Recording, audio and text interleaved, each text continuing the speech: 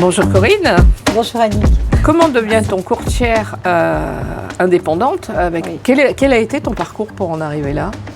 J'étais employée de banque pendant 15 ans et plus je faisais ce métier, plus je sentais ce que me demandait la direction n'était pas adéquate avec la façon dont je voulais accompagner le client. Et je pense que j'avais aussi envie d'indépendance, envie de créer quelque chose qui me ressemble davantage. Donc j'ai rejoint un ancien collègue à moi qui avait créé Taux Moins Cher 1 an avant.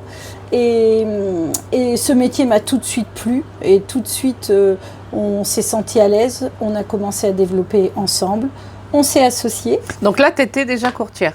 J'étais déjà courtière. D'accord. Ouais. Mon associé avait beaucoup l'envie d'entreprendre et moi j'ai suivi réellement. C'est pas moi qui un jour me suis dit tiens j'aimerais être chef d'entreprise. Moi ça s'est fait naturellement, ça s'est fait petit à petit, limite sans que je m'en aperçoive. Et un peu par obligation je crois. Et après par obligation, comme mon associé a fait le choix de partir, c'était ou j'arrête moi aussi ou alors je reprends tout et je continue à tirer les wagons. Par contre, ce que j'avais envie, c'est de continuer à accompagner tous les gens que j'avais drainés dans cette entreprise. C'était vraiment mon leitmotiv. Et puis avec une petite pointe de fierté à réussir et à continuer seul le travail qui avait été fait à deux. Ça, c'est sûr. Tu n'as pas abandonné l'entreprise, tu n'as pas abandonné tes partenaires. Tu es restée et tu es devenue indépendante. Voilà. Par contre, je l'ai fait avec persévérance. Ça, c'est vrai. C'est-à-dire que dès qu'il y avait une problématique, et le chef d'entreprise, je pense que s'il n'a pas une problématique quotidienne, il a de la chance. Et là, c'est vrai qu'à chaque fois, je me disais non, mais tu vas y arriver. Et persévérance, aller chercher les solutions, se faire entourer de personnes, prendre des conseils, prendre de l'expérience, du recrutement.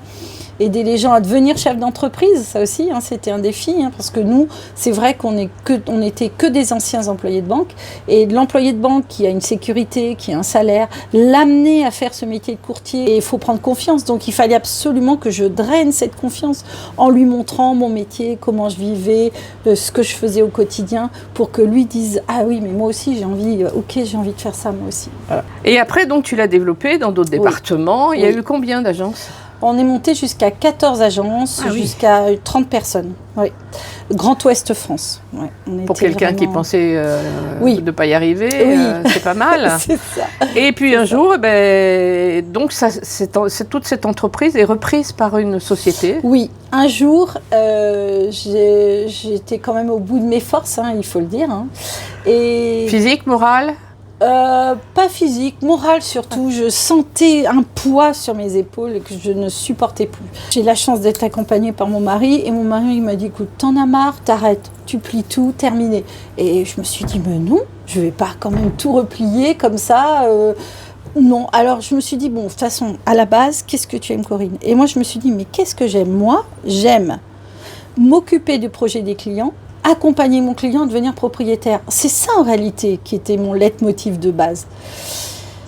Et je me suis dit, voilà, c'est ça. Je veux redevenir courtière indépendante, gérer mes clients et ne plus avoir à gérer tout le reste, tout ce qu'il y avait l'administratif, le commercial, la communication, le juridique qui est très important dans notre métier. Je savais qu'il y avait un groupe de courtage qui était né en même temps que nous d'ailleurs sur Angers, qui lui faisait du courtage professionnel. Je savais que ce groupe avait fait entrer dans son capital d'entreprise Harmonie Mutuelle, le groupe Vive qui est un énorme mastodonte national.